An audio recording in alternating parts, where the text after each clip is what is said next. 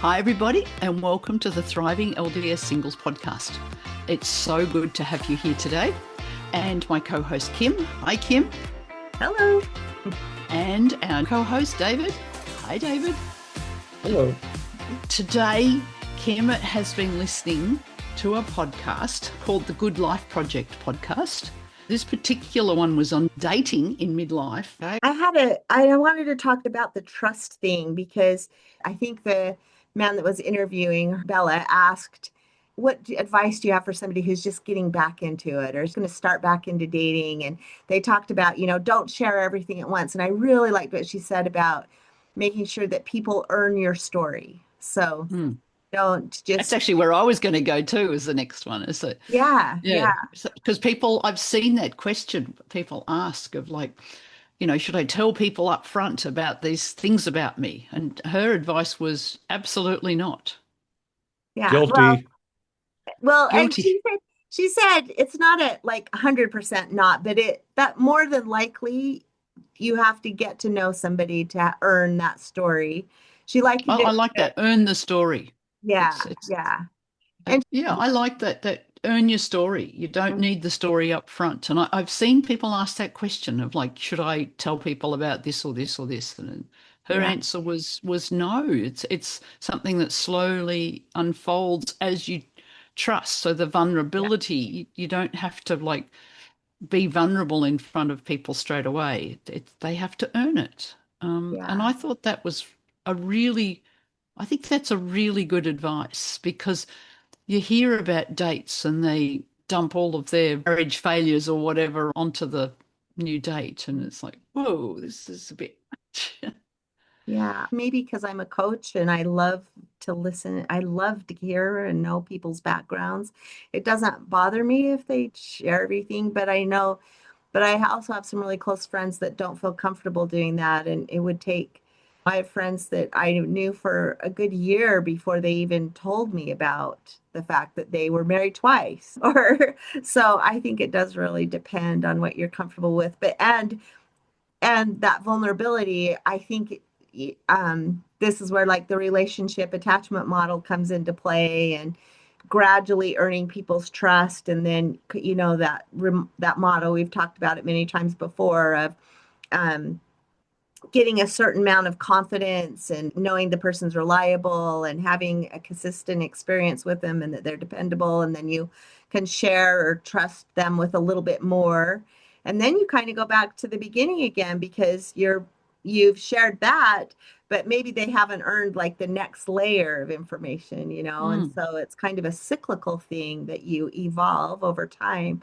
So it's really not about keeping secrets or not sharing with somebody. It's just pacing yourself in a relationship, I think, and learning how to do that. Because that's what you're doing, isn't it? You're wanting to know, do they love me for me? And so you've got to, they've got to lay like this layer first. Okay, I like that layer. Okay, do you like this part of me? Do you like this part of me? Yeah. Because if you don't like the outgoing, friendly person, well, then bad luck. You don't get the rest of the story. Yeah. What made me this? Yeah, what made me this? I mean, and at this age, we've all got stories. All of us have got stories. So I don't want to sit and listen to I love asking people how they are and, getting deep into their stories. But if I'm dating someone, I want them to ask me questions too. So there's not enough time to get deep into everybody's story in one date. It takes time. Yeah. So I want to know, what books you like to read first, and then, Yeah. then Dave, what have you learned? Because you said you've been guilty of that. I have too. If somebody's sharing that much with me, I kind of have a propensity to share back, or say, "Oh, Okay, so experience are you talking about same gender or opposite gender when you say that? opposite gender." Like on a date, do you say, Yeah, "Here's so here's the backstory"? and that's where this is one of the reasons why I have such dear friendships is I don't have a problem being vulnerable, and I'm not interested in dumping my baggage on anybody, Yeah. but I'm more than willing to share my life. I'm very much an open book, and probably, Yeah, me too. and not probably, I do overshare with too many people because I'm just naturally open. But the fruit of that, probably twofold. And one of them is I've never been burned. Nobody's ever taken advantage of me and backstabbed me because of my vulnerability. But the Mhm. other fruit of that is, at least my exposure is, women aren't used to a man being vulnerable and willing to talk about himself and talk about his true opinions and be fully transparent. And that's why the friendships is so happen so quickly, is because of that vulnerability, and meaning because I trust them with the information that helps them share with me some of theirs. And yes, it's kind of funny because it does it unfold over time, yes. But when you meet somebody and next thing you know it, 4 or 5 hours later, and it's 2 o'clock in the morning, you're still talking to each other, a lot can come out in 4 or 5 hours. It's the True. equivalent of how many dates. So oftentimes they get more than they bargained for. But again, that's kind of a testament to me, is um, if they're willing to hang out with me and stay up that late talking, Hmm. that means they're enjoying whatever my approach is. It's helpful to them. It's something that they want to hear more of, Hmm. and and yeah, it's cliche to say how important trust is in a relationship. Hmm. But and again, kind of full disclosure, sometimes people share a lot of things with me, and they do it so quickly that I sometimes assume that's just what they do. They common knowledge. So Hmm. sometimes I'm lacking in the what's private, put in the vault information versus, oh no, this is what people know about me. Hmm. So I still have to work on knowing what's not to be shared with other people about them. As you know, Yeah. anyway. No, that's a really good point because you do have to be careful. And so I love the Brene Brown model for building trust, which is, she calls it braving. And we've talked about this before too, but B is for honoring people's boundaries. These are things that build trust. Reliability is the R. So B is boundaries. R's are reliability. So you're reliable. They know they can count on you. Accountability is the A. So you own your own mistakes or take accountability. And then vaulting is what you were talking about, and that's you keep confidences. And then I is integrity. So you're willing to you're willing to be courageous over being comfortable. You're willing to expose yourself a little bit, but you have integrity about it. N is non-judgment. So that's asking for what you need, and the other person isn't going to judge you for it. So you're willing to kind of have the conversation and say, this is how I'm feeling right now. And you're not getting judged by that.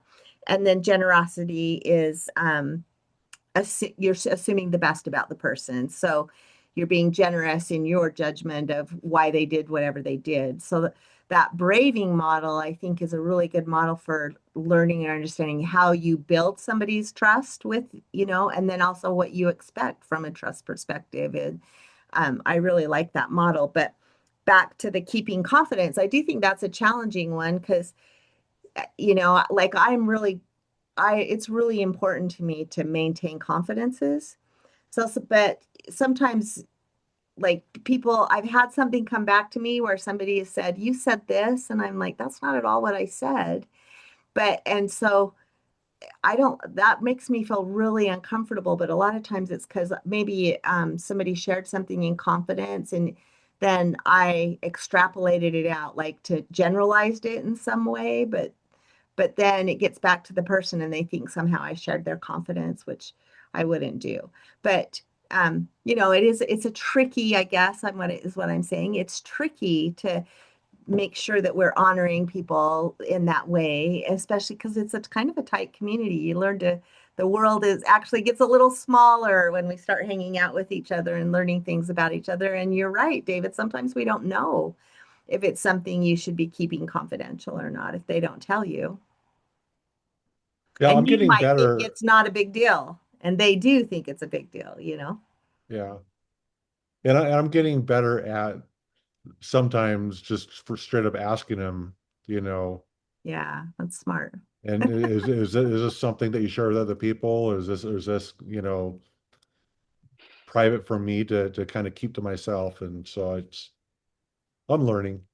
Yeah, that sounds wise. If it's Yeah. something you think, oh, this might not be general knowledge, I need to make sure that Yeah. that's good idea. Yeah. All right. So what else were you learning from that, Kim? What else did you, because they were my Oh, two really she big did. points. She did talk about apps, and she said, "Hey, it's part of life now. Get that. There's a lot of fear out there, but that is a really good way to meet people, and so go on the apps." So she said we need to figure out how to overcome the fear that is all around the apps. Well, And isn't the fear around the apps just more that the amount of you're going to get scammed in some way. scams, that's the word I'm looking for. Yeah, the scammers that are on there. Yeah. Isn't that the main fear?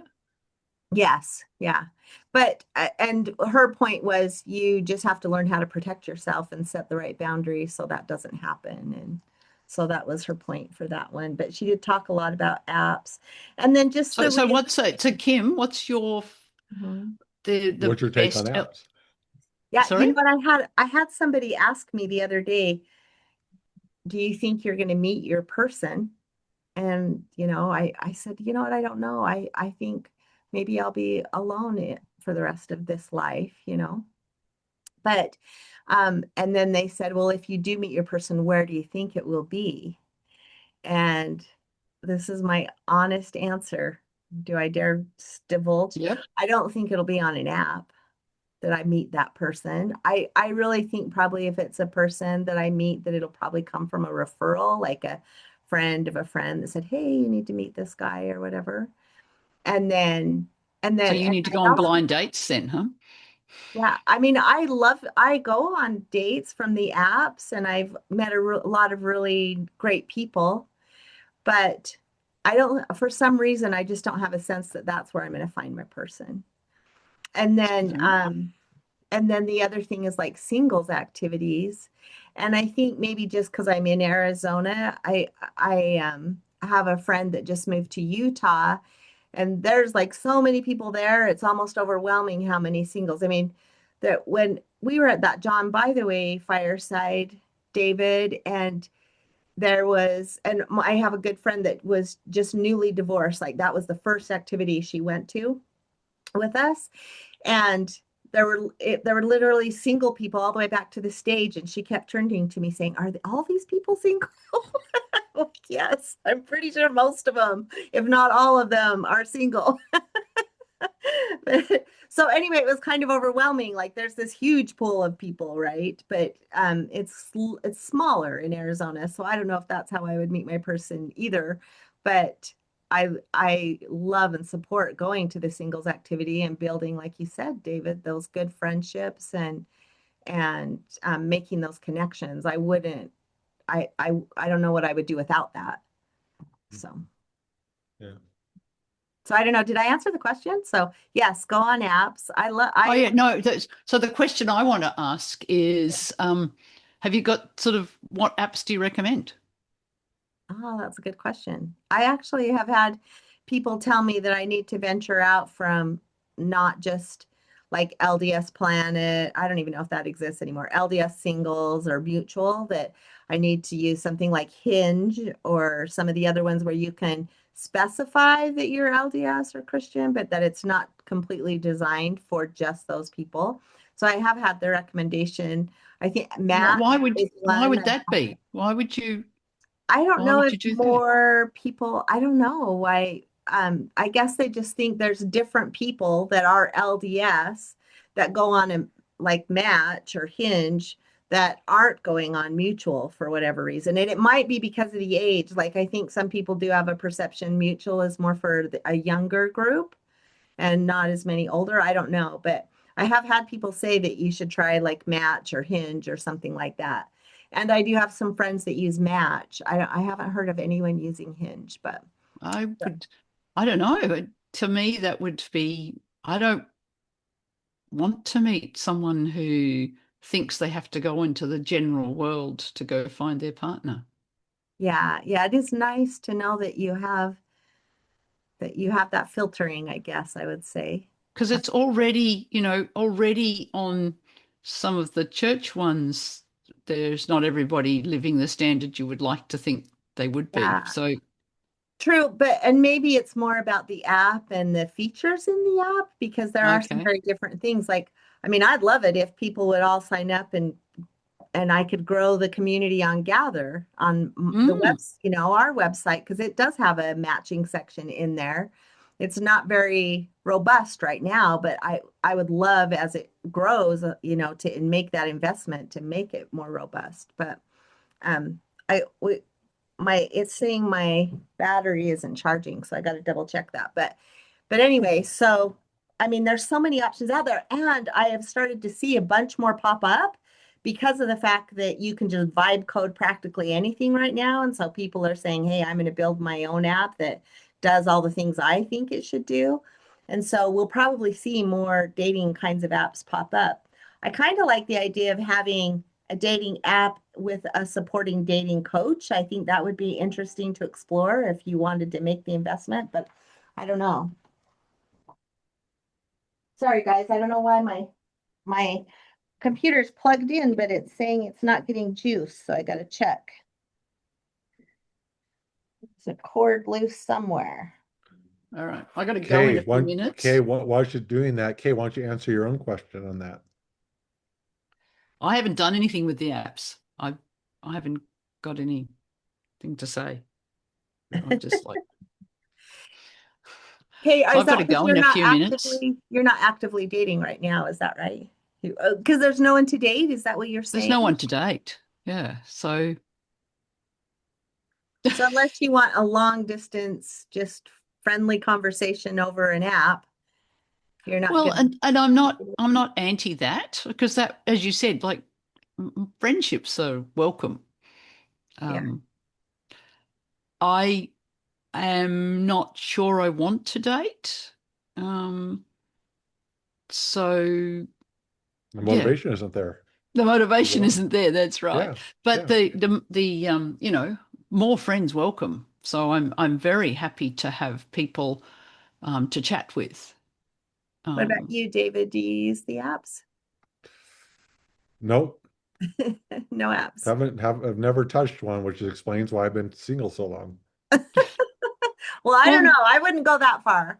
no, David, it does sound like you're in a circle of like lots of people come into your circle. Like there's people Yeah. coming around.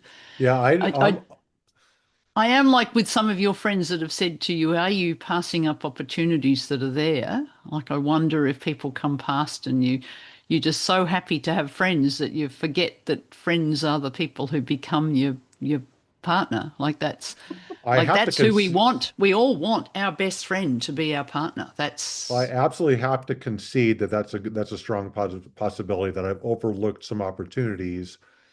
But at the same time, at least amongst my single friends now, I can't speak for people from my earlier days that I was friends with that are now married. I've never looked at them thinking, boy, I blew it with them.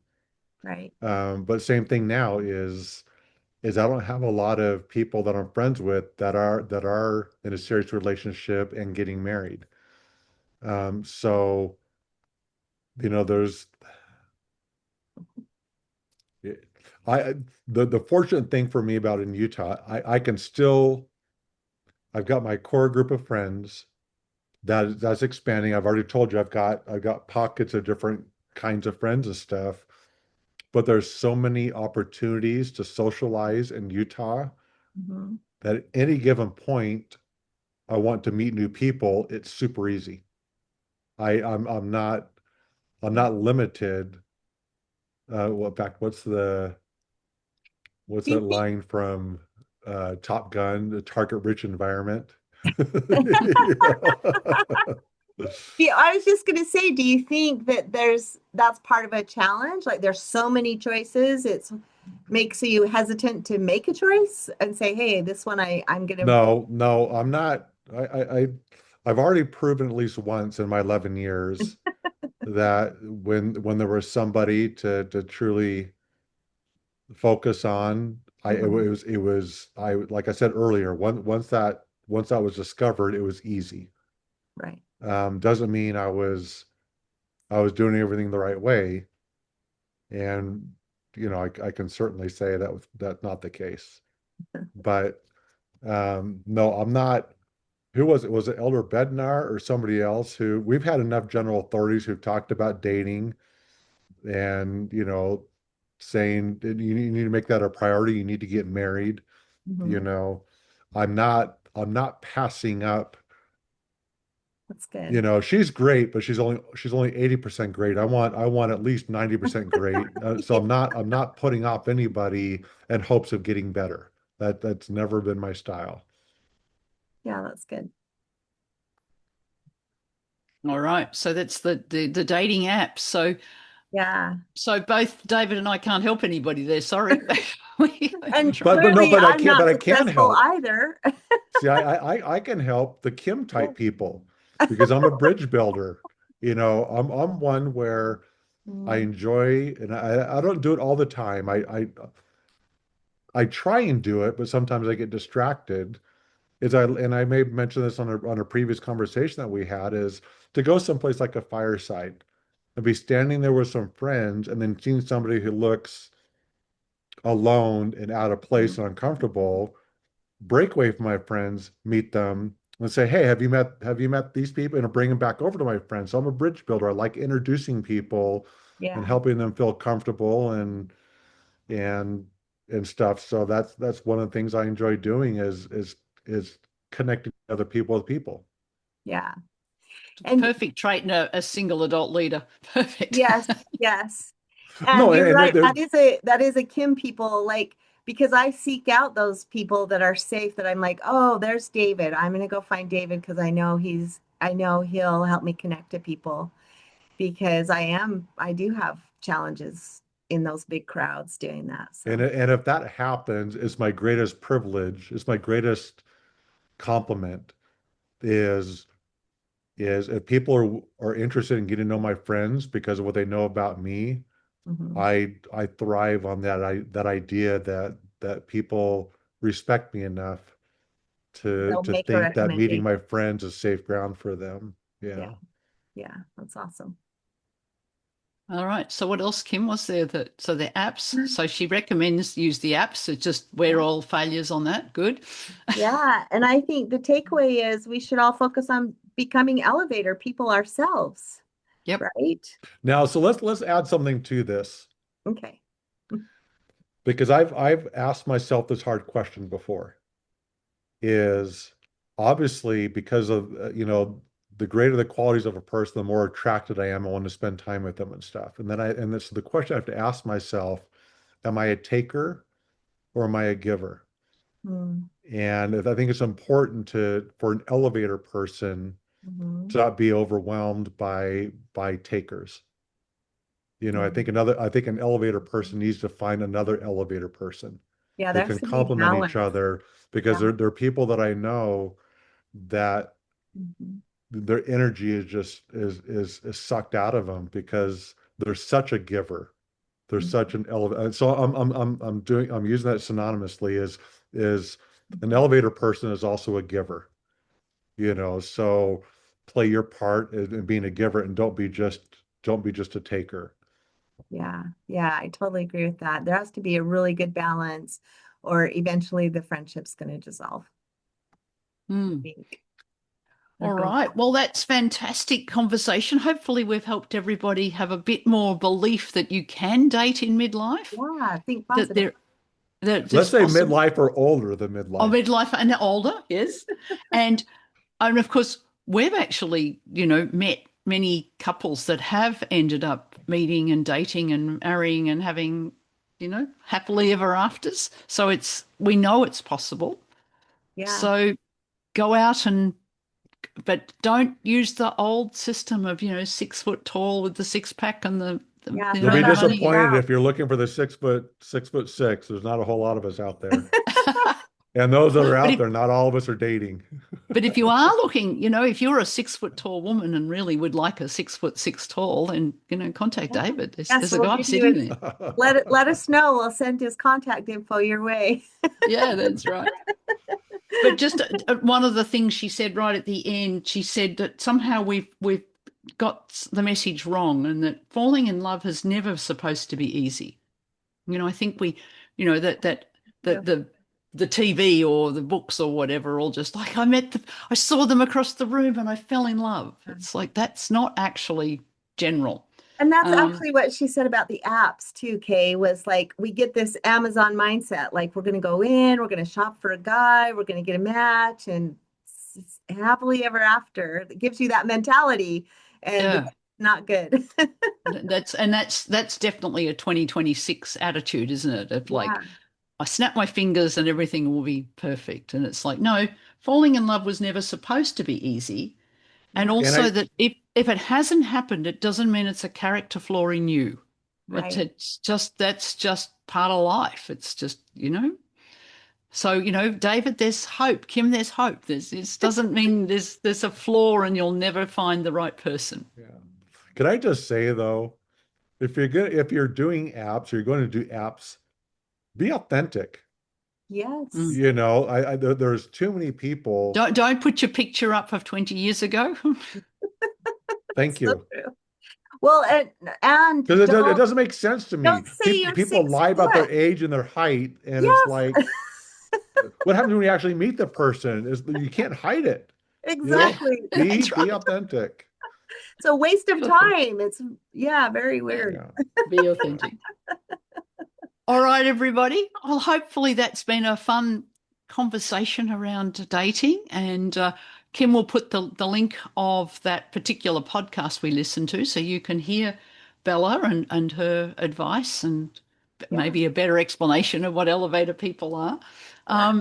And let us know. We love to hear those of you who are using the apps and how they work. We'd love to hear from you. So thank you very much. Thank you, Kim. Thank you, David. And we will talk again next week. All right. Thanks, you guys. Bye. Later.